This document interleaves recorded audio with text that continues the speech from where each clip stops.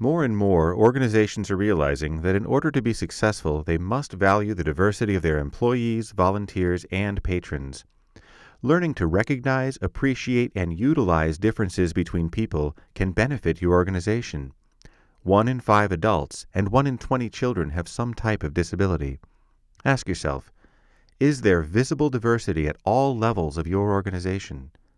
Is diversity reflected in your literature, website, and any photos or artwork on the walls? Is language in printed material inclusive, and does it speak to your people regardless of gender, race, sexual orientation, religion, and physical or cognitive ability? Is your organization known as a place where all kinds of people succeed? In this video, you will meet Rachel, Greg, Max, Brian, and Anna. It is our hope that by hearing these stories of success, you will learn why focusing on abilities and not disabilities can positively impact your organization. Well, my name is Rachel Pillars, and I live here in Macon at the senior citizen apartments right now. And I want to contribute to society, and I think everybody, for the most part, does have something to contribute. And you know, that's just one way you make this world a better place. My name is Anna Christine D'Agostino, and I run the open mic night at the Blue View. My name is Brian Evans, and I work for the Federal Highway Administration. Greg Thurston is one of our volunteers. He's been volunteering for us. I looked it up. He started July 5th, 2001. So he's been with us for almost 8 years now. Greg is a joy to have with us here in the library. Expectations. Performance by employees with disabilities is equal to or better than their peers without disabilities, says a 30-year DuPont study in Business Week. When I have a volunteer, I try to do it mainly like you would an interview for a job position. So Rachel came in and we sat down and talked about you know, what she's interested in, and we did have a big leg up because I knew Rachel loves to read. So after chatting with her a while, we just set up a schedule, and yeah. Rachel comes in. It's important because we are all in the community and we all need friends and socialization. And socialization and communication with people that you work with are very important. Sometimes that's not available in restricted environments. She didn't call because we were a volunteer for people with impairments of any kind. She simply called because she was looking for somewhere where he would fit in and where he could use the skills that he has and who would be willing to work with him to develop those skills. Perseverance. People with disabilities have proven themselves to be experts at persisting to overcome obstacles and thinking outside the box. When I first started law school, there are things that do become overwhelming about being in a wheelchair. When I first started law school, the very first day, and I think that was 1997, the very first day, I got so overwhelmed. I'm like, how can I do all this research? How can I get all these books off the shelves? How can I read through them all the paperwork? How am I going to do all my work? And I quit. First day of law school. I was thinking, man, my debt's going to be so big. I'm in over my head. And I did actually go to one class. It was pretty much after that first class, I'm like, I froze. I mean, the professor was in there asking questions that nobody could answer, and you're like, and I can't even fumble through the pages like everybody else. So I'm not so nimble, and I'm like, I'm out of here. You know, I tell people all the time. I mean, I tell as many people as I can because people all the time will they're like, oh really? You have a brain injury? I'm like, yeah. Oh, I couldn't even tell. And I'm like, well, and I'll tell them, you know, well this is how it affects me, you know, and you know I'll say stuff about forgetting things and stuff, and they'll say, oh, well, I forget stuff too. I'm like, no. I walk out of out of the house and get in my car and don't have shoes on before, and I realized, and stuff like that. And it's really cool because I think I'm a really good testament to that in this, like they'll always kind of like look at me and they kind of, you can see it in their head because I've done it so many times. It's been 8 years now, and you see in their head, you see them going, okay, she has a brain injury, so that means, and I'll tell them like I get disability, and I get Medicare. I see a brain injury psychologist, or whatever it is that I'm doing right then, and I'll see them do that, like, well, that changes my opinion of her, and then they go, well, I've known her for like 3 years, and she's the same person, so, and it's really interesting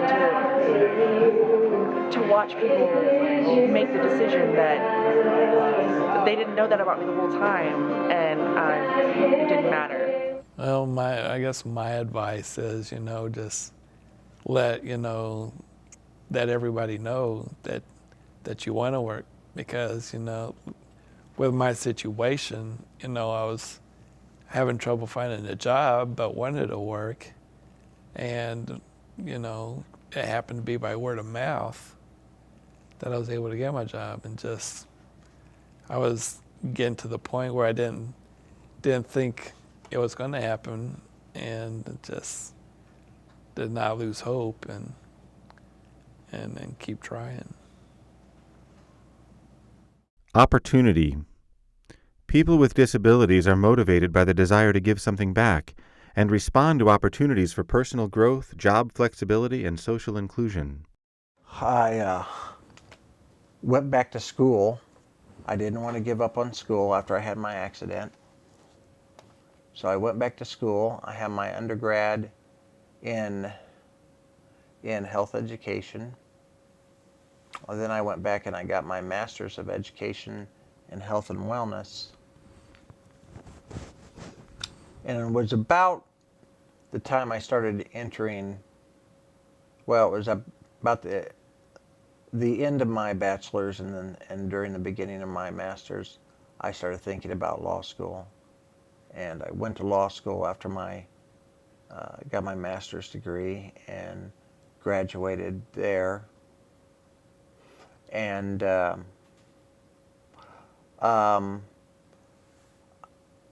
I graduated law school 2003, passed the bar 2004, and I've been practicing law ever since.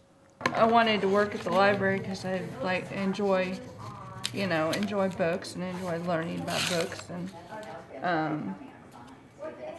I just enjoyed the atmosphere of the computers and the busy work, and I really enjoy the librarian because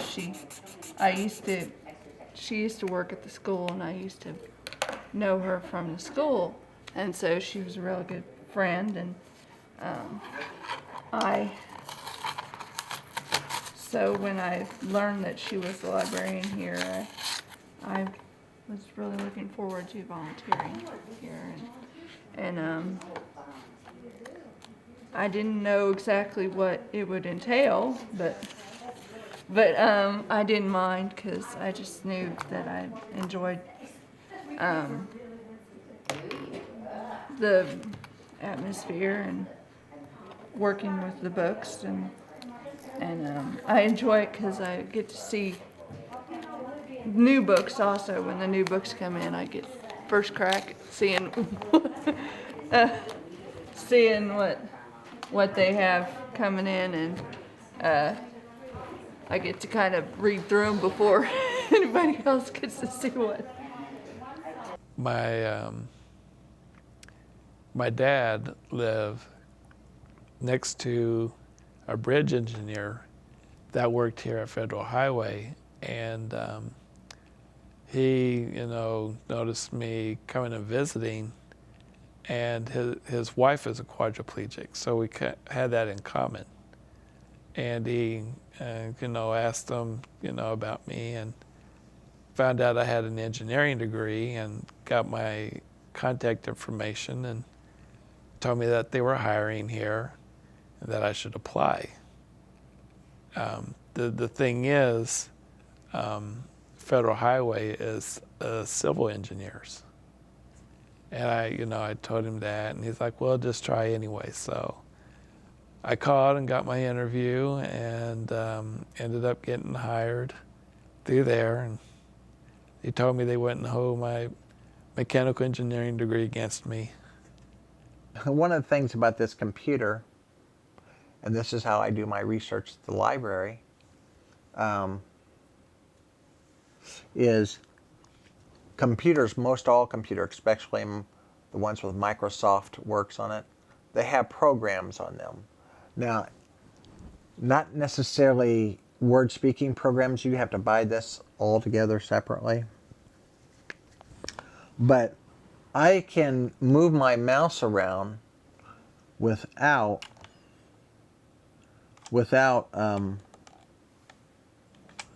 using the mouse. And again, I'd say 95% of computers, I'm sure the Macintoshes have it too. They have the same thing, and you can use the keypad here. But, you just go into the control panel and you look for accessibility, and it's usually in there somewhere. Contributions. When organizations include people with disabilities, morale and productivity increase. It's great. It's definitely good because at times we have a lot of work, and like this morning we do have a lot of extra work where Greg was working on magazines this morning because we do have a backlog going right now where it's good to have Greg here because he helps with the extra work when patrons are needing extra copies made. She said, Max, I know you're disabled, but just because you're in a wheelchair doesn't mean you can't stop coaching. The best coach I ever had sat in a chair all the time. He never got up. And she said, if you want to, I'd like for you to come over and help me coach Special Olympics gymnastics. And so I did. And so pretty much from 1987 until the present, I've been helping coach gymnastics for disabled children. I have 16 time slots, and usually I have close to 30 people sign up. So, and that's just the people that, oh my gosh, there's so, and it's not the same 30 people. Like my database, I keep everybody's name and phone number just in case, if I have shows that need, if they have shows or a lot of festivals, people will call me and say, hey, we need someone to play at this festival, and so then I'll give them a couple numbers of people that would fit it, and so it's been a really great resource. And my database is I've got 340 numbers in it, there's 340 different artists, or bands. So it's really impressive. Full participation. 92% of people responded positively to companies that hire individuals with disabilities, and 87% responded that they would prefer to patronize businesses that hire people with disabilities. Over the summer, I did a 3-month developmental assignment at headquarters in Washington, D.C., where I worked with the Office of Operation and the Office of Safety. And right now, I'm still learning, the whole program. October 16th, I became a full-time employee with responsibilities of a full-time employee. I've been recently delegated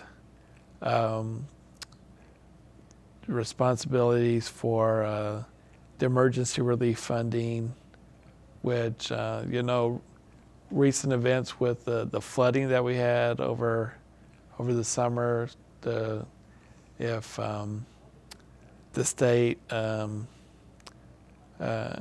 has over $700,000 worth of damages to the road system, then they're eligible for federal aid to help repair that. So I'll be taking over that program. I am responsible for traffic analysis and software. But they will let me. Sometimes if I see a book that I like and that I'm discarding, they'll let me take it home, which is nice too. I can take it home myself and read it at home. And so sometimes when I'd get done with books down there, they'd usually only come and check on me like once a day. So when I got done when I got done with my pile, sometimes I'd start reading the books that were in the pile because that was kind of nice. But I have a lot of the elementary kids come over, and we talk about what the word public means. And in libraries, it's kind of trickier than defining it at a school, but in a way it's not, because as I tell the kids, what does public library mean? What does public school mean? And kids always know. They always say, oh, it means everyone. It means everyone. And I tell them, yes, this is Macon Public Library. It's a library for everyone. And then I usually have to stop and talk to them about why we have public places and that it's supported with taxes. And this happens to be a municipal library, and we get off on that. But the kernel of the idea is, I think everyone would strongly agree, a public library is for everyone. You are here to serve everyone in the public, and that includes anyone with any kind of disability or talent or anything that's extraordinary. And I just look at a library in that way. Without the contributions of people with disabilities, what would this world be?